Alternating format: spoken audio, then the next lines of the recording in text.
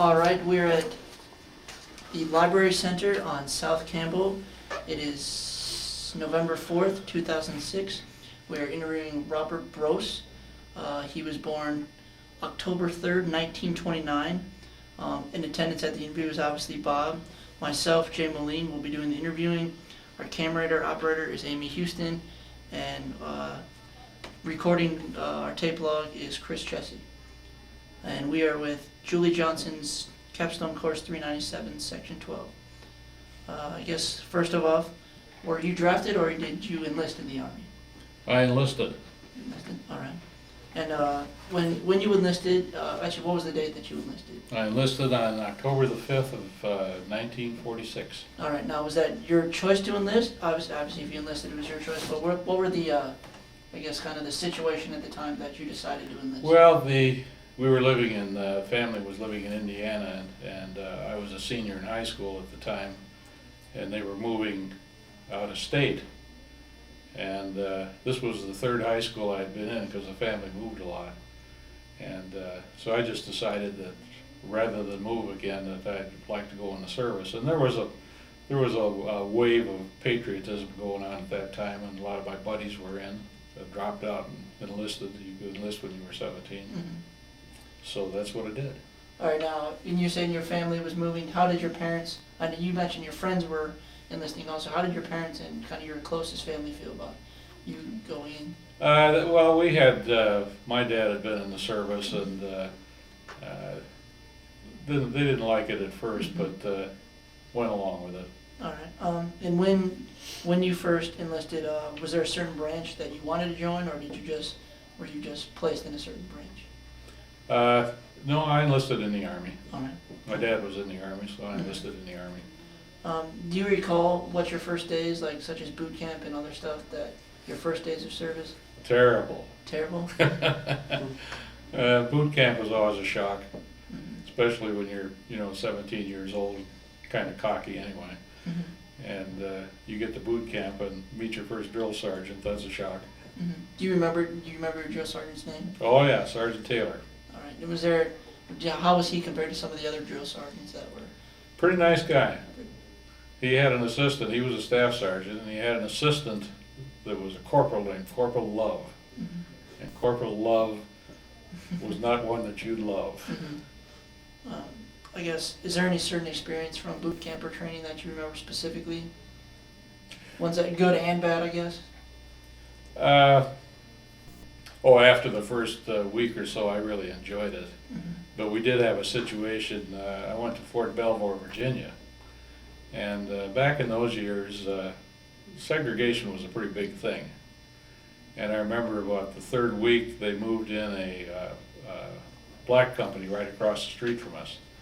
And there was quite a few guys in our company that were good old hilly boys, for lack of a better word, got up in the middle of the night and started throwing rocks through their windows across the street, which is really bad.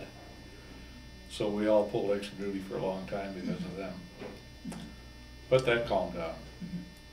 And then I guess that's would you consider that a funny experience or something like a good or bad experience?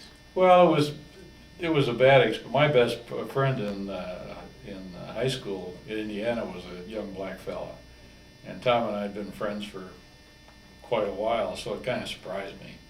I didn't realize there was people like that around. Mm-hmm. I've never had a prejudiced bone in my body.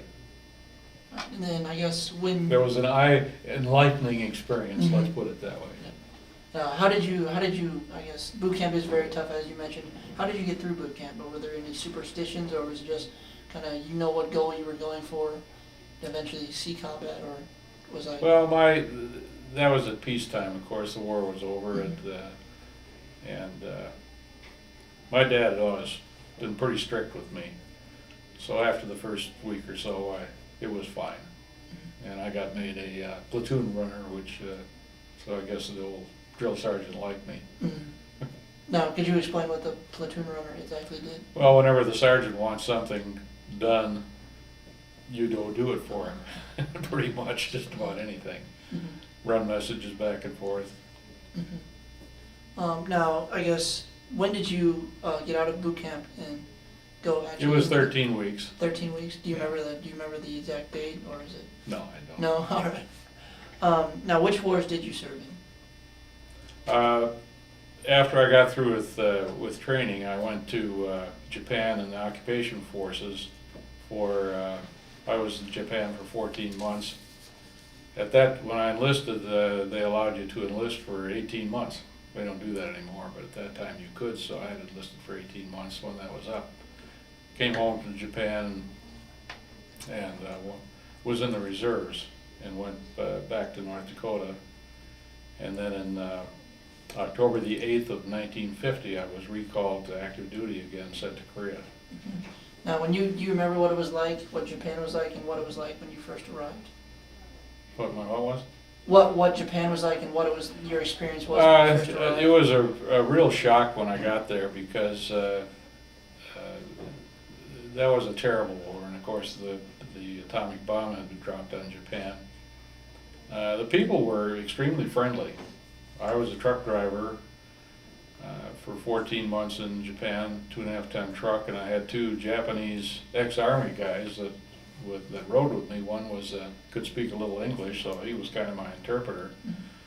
And I was sent out on missions all over Osaka and that whole part of the Japanese islands, and never had any problem with any people. People were just super friendly. Mhm. I befriended a family over there.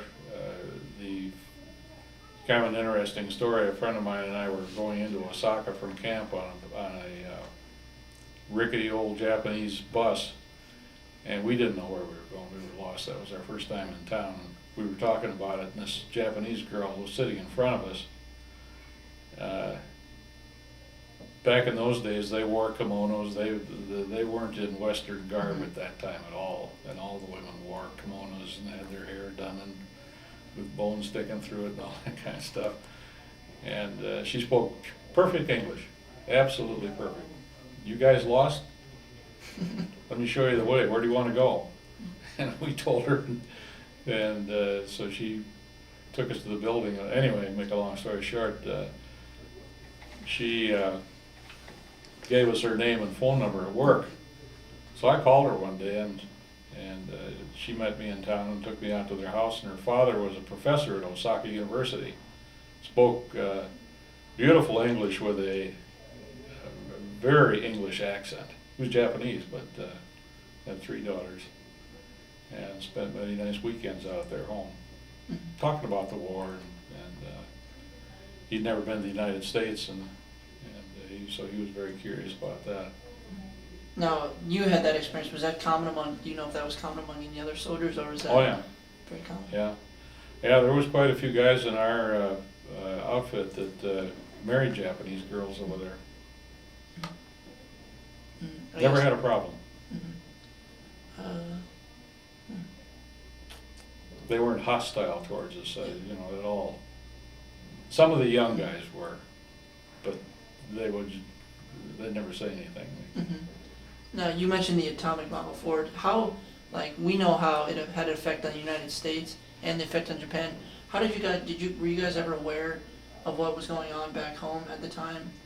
Or Very little. Very little? Because we didn't, television wasn't even around at that time, and the newspapers did a pretty poor job of covering international things at all.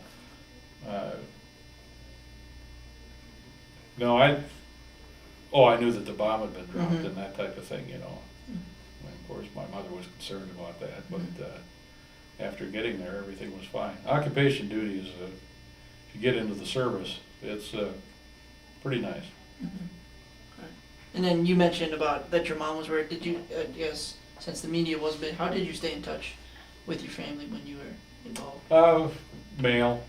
We couldn't telephone back and forth, of course, and mostly just mail. And mail service while I was in Japan was very good.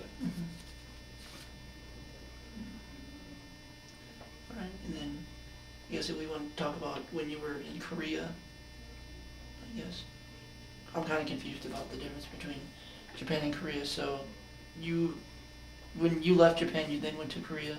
No, when I left Japan, I came home. To North Dakota. Yeah, to North Dakota. I was placed in the inactive reserves. Mm-hmm. And then in October of 1950, I was activated. And during that period of time, I went to school in Chicago for a year for electronics studies, and then I hired out on the Great Northern Railway up in Minot. That area up there, the big thing is the railroad. And Minot was a central point for the Great Northern at that time, so I hired out as a fireman on the Great Northern. So when I got called back in the service, I was sent to Korea in a railroad battalion. Mm-hmm. So I went from the infantry to a railroad battalion. Because the service is pretty careful about analyzing your skills, you know, and they'll put you into what you're most trained to do. Mm-hmm. And now you said from going to Japan to North Dakota, what was your feelings at the time? Did you want to leave? I guess you had been in for the full 18 months, so we're like, what was the homecoming like in the United States when you came home? Really uneventful.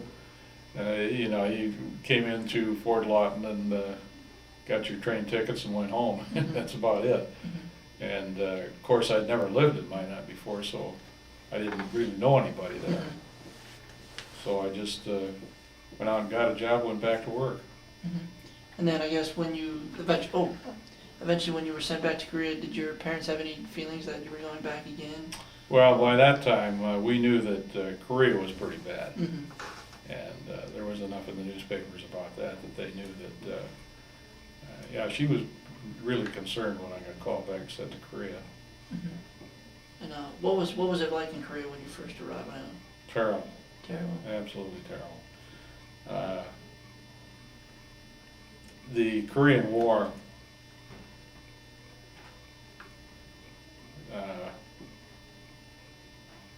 was completely misjudged when it started. Harry Truman was the president then, and good old Harry had a lot of disdain for the armed services. And you know, there's a lot of criticism about the war in Iraq, but the reasons for going to war in both Korea and Vietnam there wasn't any. Mm-hmm. I mean, it was just both presidents that started those two wars had this big thing about ridding the world with communism, you know. Mm-hmm. And so we went to war in Korea. Mm-hmm. And Korea was, when you compare it to what's happening now, if you can just imagine that, Korea looks like the state of Florida if you look at a map. And in square miles, it's about the size of Minnesota, so it's kind of a small place. We had 252,000 troops on the ground in Korea at the peak of that war. Last 3 years, we lost 36,000 American troops, and there was 50-some thousand Brits that were killed, and the rest were, and we had about 105,000 wounded.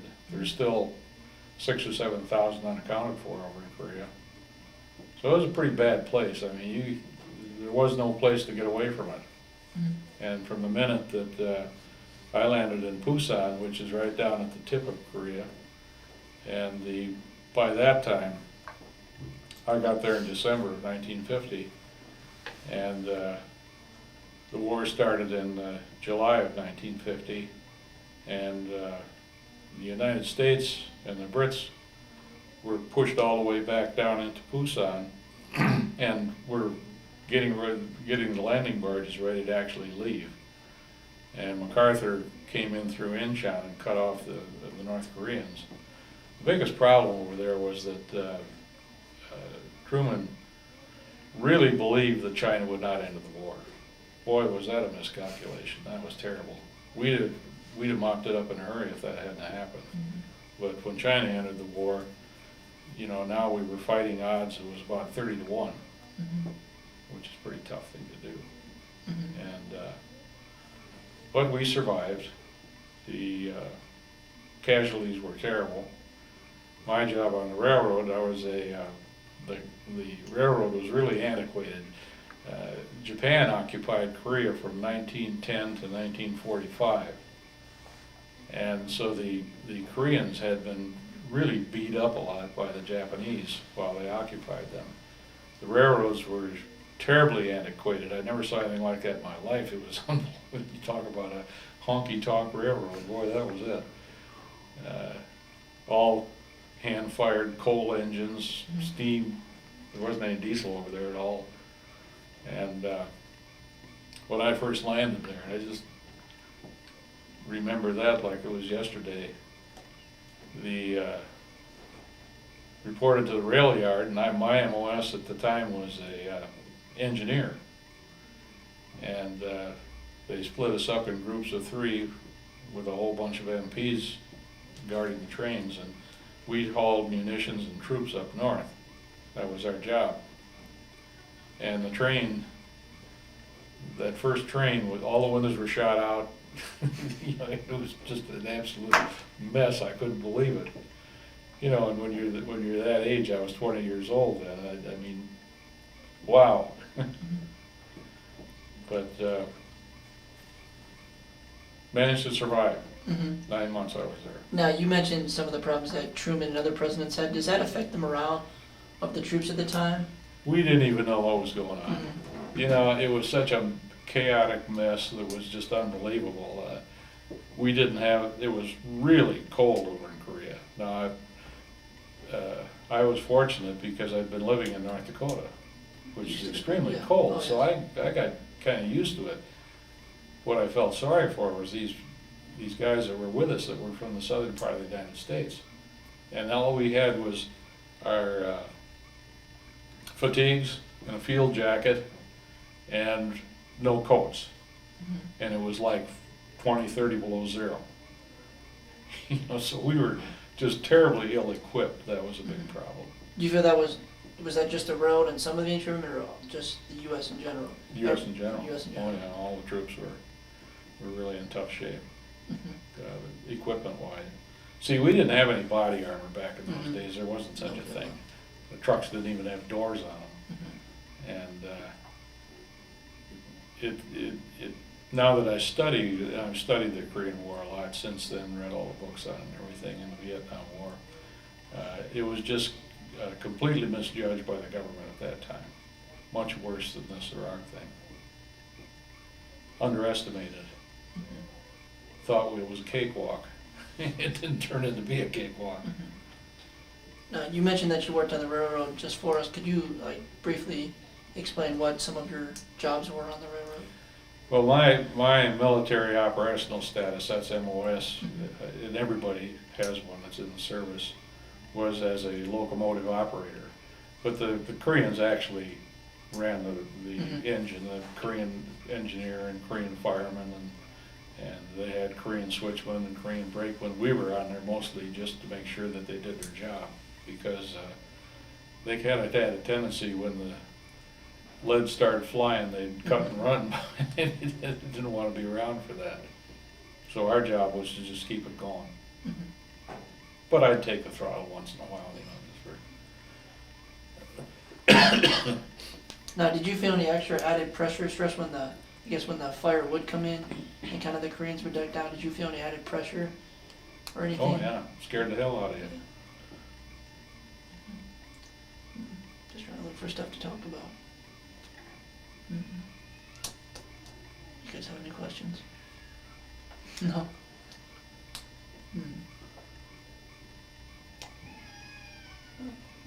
What about your wife? Like, when did you get married? I didn't get married till I came home from Korea. Till after. Yeah. Had a girlfriend when I went to Korea. That's something we can talk about. Did you? She got married. Oh, she got married? Now, did you meet her? Did you meet her while you were in North Dakota in between wars? All right. And how was that when you left to go to Korea? Did she? Teary and bad. Yeah. You guys know. Yeah, I don't. We're just searching for stuff to talk about. We weren't any different back then. I guess I know we talked about in class about some of the Greeks and the Turks and other people like that. What would you say about who was probably the worst or best fighters? I know. We always had a mix of troops as MPs on the train. There'd be about 2 or 3 mounted on each car, riding on top or riding inside for protection, MPs. And the British were pretty fearsome people. I mean, if you had to be in a foxhole with somebody, you'd want either a Brit or a Turk. Turkish were fearsome fighters. Oh boy, Koreans were scared to death of them. And that was mostly what I saw. I didn't see much of any other country. The Brits and the American was the #1 force over there. We usually had over 200,000. The Brits were around 50, 60,000. Great soldiers. The Turks were battalions size, so they're, you know, maybe a couple thousand of them. I never saw any French. Some Belgians, I guess, but both in Korea and Vietnam, the majority of the force was American and British.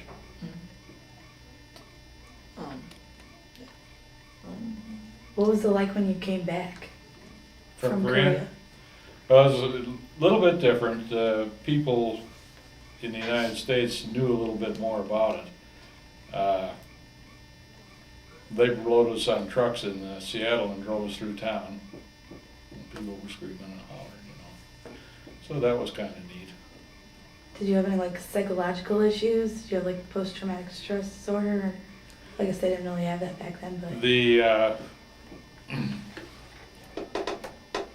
Yeah, a lot of us did.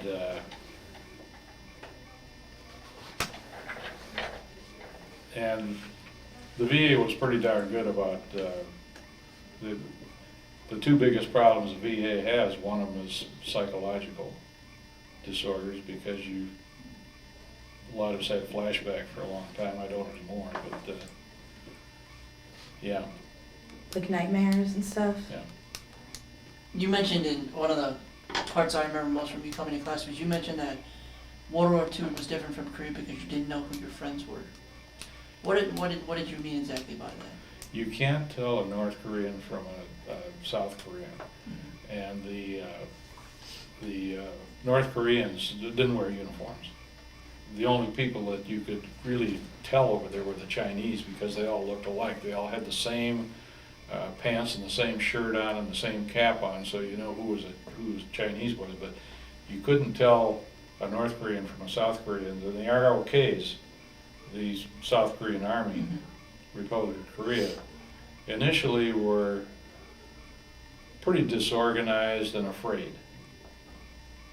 You got to remember, they've been browbeaten for so many years by occupation over there that getting the ROKs to defend their country was a lot like they're going through in Iraq right now. You know, they were disorganized, and the minute things really got tough, they had a tendency to turn and run. But that got better with time. And look how the country turned out now. It's beautiful. I guess some things we didn't talk about were some of the. Did you ever have any downtime in World War II Korea? When you weren't like active, like I guess when there wasn't a lot going on, like such as you guys do things to entertain yourself, or like I know you mentioned traveling earlier In Japan, yeah. traveled a lot in Japan. Occupation duty is, I'd recommend that to anybody, regardless of what country you go to, because you really get a chance to travel and meet the people. Korea, there was no chance for that. Just absolutely none. Downtime was when we make a trip from down south to Busan to pick up a new train and go back north again, we'd get a few days off, but there wasn't anything to do, so it was just rest time more than anything else. And you guys, I guess you guys, did you do anything with fellow soldiers? Like it was just straight rest time? I don't know if you guys like played cards or Oh, sure. traded stories and everything. Oh, yeah. Yeah. And of course, in my job, we would get up to the front, and when we start back, we'd bring back an awful lot of troops that were being either rotated home or wounded or whatever. So, you know, the whole trip back, I'd spend back in the cars just chatting with the guys about their experiences. Do you remember those people pretty well that you talked to? It's kind of a maze, but sure, I remember the stories and all that kind of stuff. And I was never really up on the front lines, and we'd go as far north as we could till the tracks disappeared from being shelled. And the troops would walk down out of the hills and get on the train, and then we'd take them back south again. What, if you could you just describe some of those stories? Is there any like, specific memorable stories that you remember? Not either yours or that you remember hearing? The guys never cease to amaze me that the main thing on their mind, especially the guys who were wounded, they wanted to get patched up so they could go back. And many of them have been back up there, I don't know how many times. And you know, just by comparison, when you look at the numbers, and they talk about Iraq, and God bless the guys that are in Iraq, but you know, they lose maybe 10, 12, 20 a day. For the whole Korean War, we were losing like on an average of 36, 37, 40 a day. And it was nothing to have a whole company just disappear overnight. So there's stories that the guys that came back, in fact, Doyle, my cameraman who was here, he was in a regimental combat team. A regimental combat team is like the firefighters. When somebody gets overrun, they send in an RCT to fight off the enemy and bail them out. They get through doing that, they go on to another one. They go on to another. You know, it's, if a guy says he was in a regimental combat team and he survived in Korea, it's a miracle. Now you mentioned that those guys wanted to get patched up. What was the like the hospital and the medic, like how were they? You think they were qualified? Were they good? Because we hear about nowadays, I mean, like you can get on medevac and you're healed right, not really healed right away, but there's good hospitals and like people are qualified. Do you feel that it was like that in Japan and Korea? Well, it was we didn't have, Korea is a terribly hilly country, and it was very, very difficult for planes to get around. Jets couldn't help the ground troops much at all. There was a lot of helicopters around there, but I saw very few because it was so tremendously hilly, you know, to go in between those hills and try to help somebody out. So we have the Army, the Marine Corps, both have excellent medics that are assigned to each company. Each company has their own field medics, and those guys are pretty good. Those guys are pretty good, and they had enough. Usually when somebody was severely injured, they'd take them to a back area someplace and then get them on a chopper and take them out to ships that were sitting off the coast of Korea. When I was at the big hospitals, it had all been destroyed, so the only way to get somebody help that was really severely wounded was to fly them out to a ship. Now, did you keep a personal diary at all while you were? No, I didn't. No. I wrote a lot of letters home. I sent a tremendous number of films home, and unfortunately, they all got lost. Do you know of other soldiers that was that a big thing for other soldiers to keep personal diaries? Yes. Yeah, I've got two friends that, one of them, did Denzel Batson come to one of your classes? Yeah. Denzel wrote the book. And he had, took a lot of notes and had an amazing memory so that he could write that book. How Denzel ever survived is a miracle. Yep. And he knows that. He knows that. Somebody was looking out over him. I guess from the service. Do you remember when you left Korea? Do you remember the day you left Korea? Yeah, very well. I don't remember what the date was, but Okay. I was up north by Seoul, and one of the other trains came through, and one of the guys said, "Brose, what are you still doing here? Your name's on the bulletin board, Busan. You've been rotated." I said, "Well, you know, thanks a lot." So I went all the way back to Busan. Well, the next trip, I had to wait till we made the next trip back, which took a couple of weeks. And said, I went into our battalion headquarters and was told, "No, I'm sorry, but somebody made a mistake. By the way, there's your train out there going back up north again." So I got back up there. "What are you doing here?" "You've been rotated home." So I went back to Busan, and this time it stuck. They put me on a ship, and I went back to the States. And you mentioned a bulletin board. Was that how you found out Like how, I guess could you describe that a little bit? Well, in headquarters, every headquarters has a big bulletin board. Mhm. And you want to be sure and check the bulletin board because communications over there, we didn't have, if you can imagine not having your cell phone, you're lost. Mhm. The only way we ever got to communicate with anybody is we'd stop at a rail station and maybe the wires were cut and maybe the wires weren't cut. Mhm. And if there was a GI that happened to be in there, because most of those stations were just all demolished, Mhm. everything from, when I was there, everything from Pusan up past Seoul, all the way up to the 38th parallel was pretty well leveled. Mhm. And then when you came back home, did you arrive back in North Dakota, or? Yep, went back to North Dakota. Mhm. Or no, I'm sorry.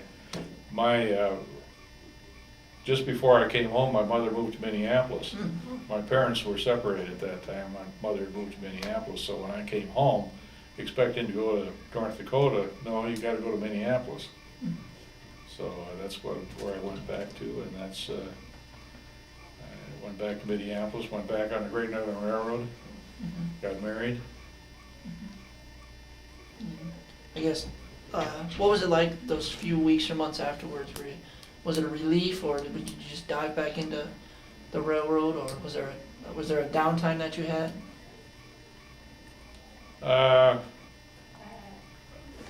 Yeah, there was a few weeks when just had to unwind. Mhm.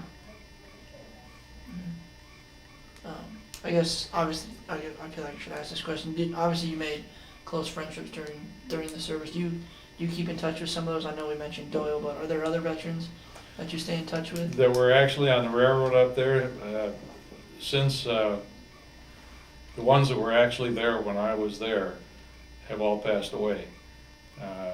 But I've befriended some that were on the railroad up there at the same time I was, but I didn't know them while we were in Korea.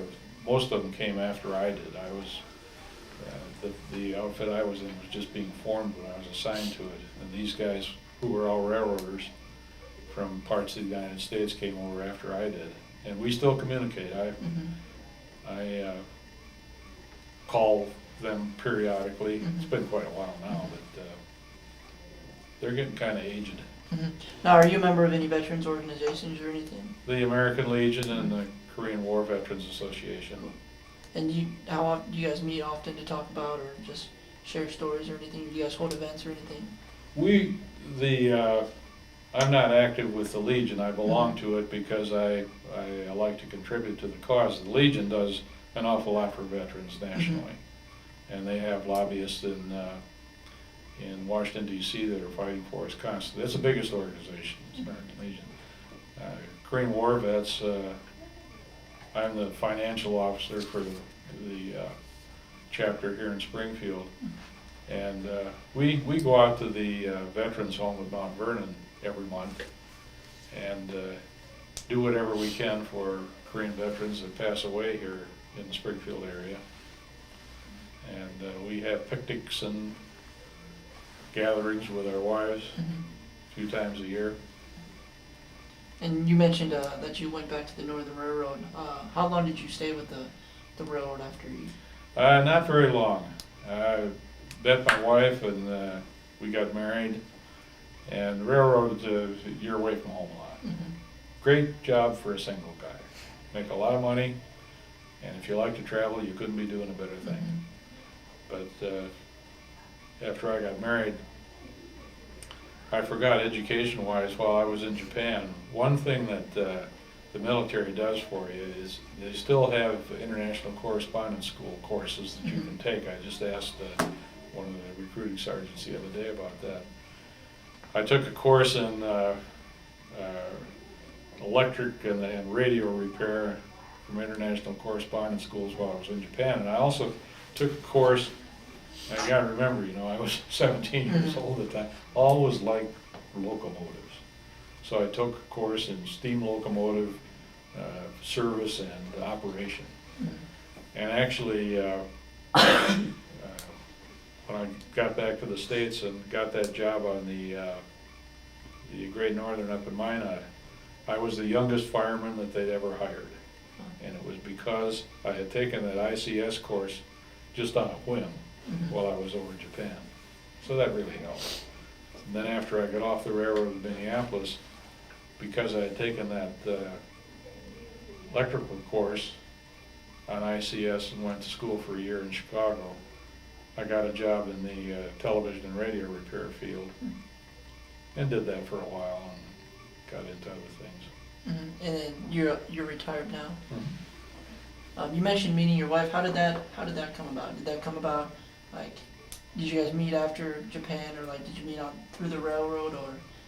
No, as a matter of fact, when I came to Minneapolis, and of course my mother had an apartment there, and I moved in with her. And my wife and her family lived downstairs on the first floor. It was a 3-floor building. And used to pass her all the time. She was kind of cute, you know.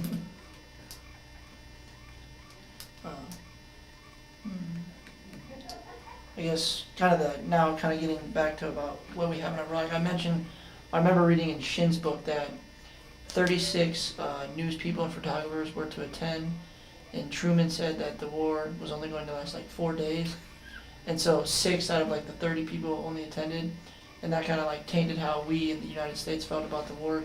Do you think that still goes on, or how is like what you know about war was like and what you see that's reported in Iraq? Has that changed your feelings about war at all?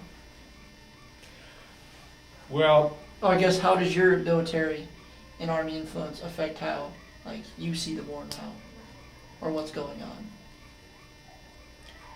I keep looking for a president. Now, I voted for both parties over the years. And I keep looking for a president that'll spend a lot more time concentrating on the United States of America and quit trying to go out and save the world. And I'm not talking about becoming an isolationist. But the Korean War was started for no reason at all. You know, we weren't attacked. Harry just wanted to rid the world of communism, so we lost 59,000 troops. John Kennedy, who I voted for, turned right around and he put the first troops in Vietnam. Those people are no problem whatsoever. Completely misjudged the whole thing, just like Harry did. And now we're in the same thing again.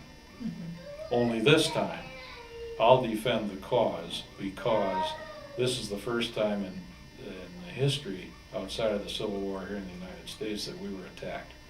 We lost 3,000 people on 9/11, and I can't forget that. And I don't have any patience for our politicians that are bad-mouthing the efforts. This time around, the Korean War, everybody advised against going in there right at the very beginning, but Harry did it anyway. Okay, Vietnam War, everybody said don't do that, but you know, between Kennedy and Johnson, we ended up in there. 59,000 people died in Vietnam. 300,000 severely injured. You know, I mean, good God. This time we got attacked, and there was an awful lot of countries, as well as the majority of our politicians in Washington, that thought it was the right thing to do. Now, I have no patience at all for Monday morning quarterbacks. Any idiot can turn around and say, well, I would have never done that. You know, it doesn't take a brain in your head to do that. I wish we weren't there. And you can always say, knowing what I know now, well, of course you wouldn't have done it if you knew what you know now, you know. Harry wouldn't have done it, Kennedy wouldn't have done it, Bush wouldn't have done it. But the thing that's, and I have to say this, the thing that's most disturbing to me is an awful lot of, I remember not too long ago, I was up on Chestnut Expressway and there was a bunch of protesters up there, and I saw this fella that was, well, I thought he was late 20s, maybe 30-ish, had a sign in it that said, no more wars unless the president's a Democrat. So I pulled my car over and I went up to the guy and I said, tell me, I said, you know, that's really interesting. What did you have in mind when you said that? Well, if we had a, you know, and he started in on that stuff. And I said, I started asking him about Korea and Vietnam, which he knew nothing about at all. And I just hope that down the track for you guys' benefit.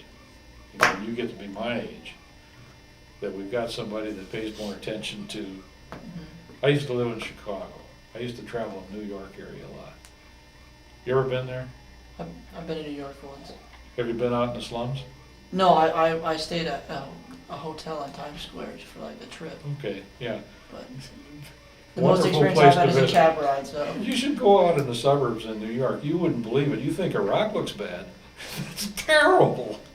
And I lived in Chicago for a while. It's absolutely unbelievable. I lived in down in Florida. Mhm. In that Tampa and Miami area, Oh, it's bad, unbelievable. Yeah, we lived in Fort Lauderdale, Florida, which was the nice part of Florida, but.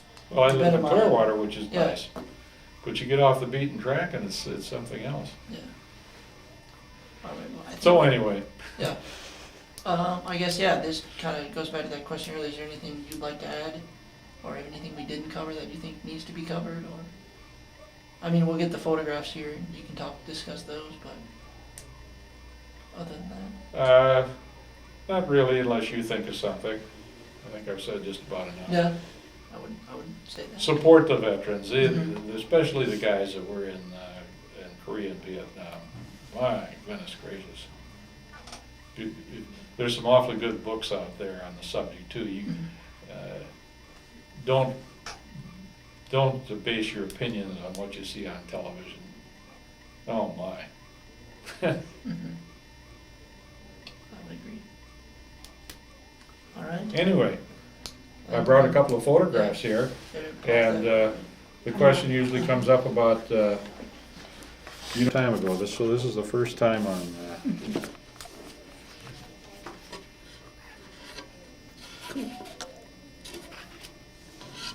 Are you filming this? Yeah. That's my dad and that's me.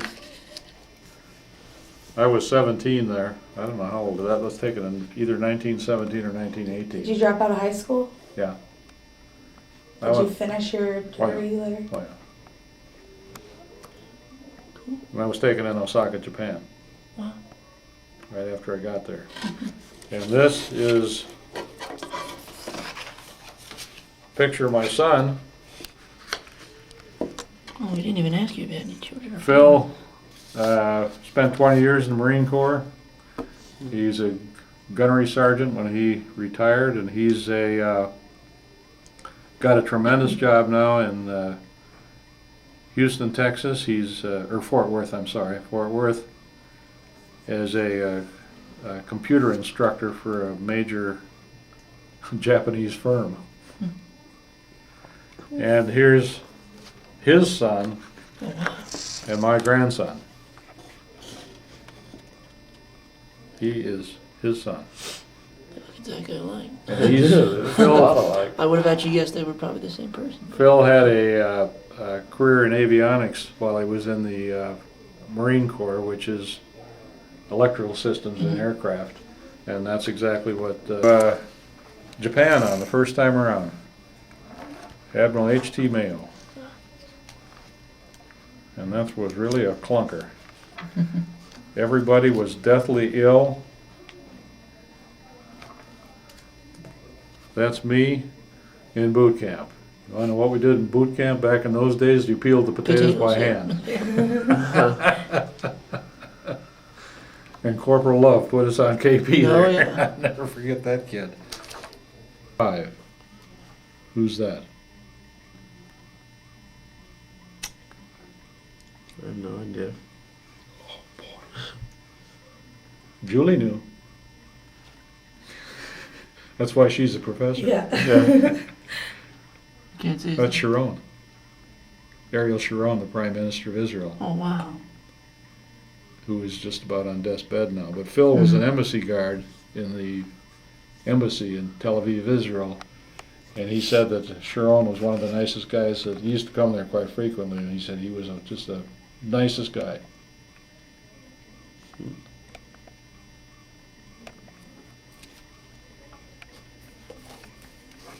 The government has really gotten involved in the past few years in trying to do things for veterans. And the state of Missouri issued these certificates to that was from Roy Blunt's office, Mhm. which is pretty nice. There was a formal presentation that I got my picture taken with Roy and a bunch of other politicians that needed some camera time. And here's one from the, oh, that's another one from Roy Blunt. Roy was pretty active. This is an interesting one from this. Yeah, this is the one. You had to have been in the Korean War to get that medal, which was pretty nice, and it was given to us in English and Korean, which is pretty nice. This one was awarded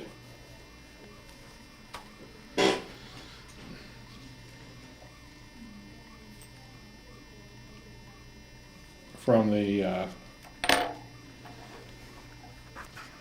United States government also to the veterans of the Korean War. You had to be actually in the war to receive that one.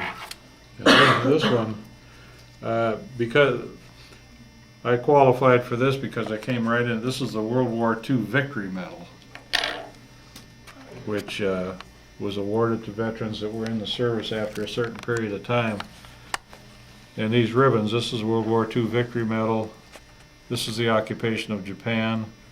This is the Korean War Medal, and that was awarded by the President of South Korea to veterans that were in Korea during the war.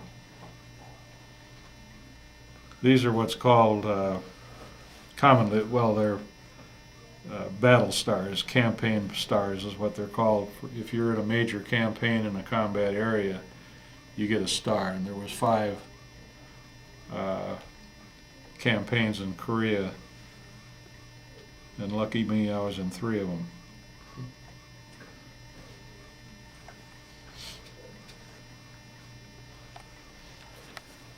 And let's see, do I have pictures of it?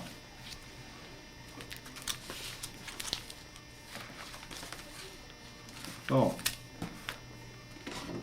I'm talking about Japan. These pictures here were taken, that was me in Japan. That was the regiment that I was in. There was the 27th Infantry Wolfhound Regiment, which was pretty famous in Korea. I was in them in Japan, but when they were in Korea, they were pretty famous over there. And that's my truck that I drove for all that time in Japan. And that was Papa-san. He rode with me the whole time, and he was in the Japanese Army during the peak of the war. Got to be my very good friend. That picture there, that's me in the middle, was taken right at the bottom of Mount Fujiyama in Japan. That's a postcard picture, but I just stuck that in there because you couldn't see this one very, very clearly, but we were on maneuvers there right at the base of Mount Fujiyama, which is quite an awesome place to be.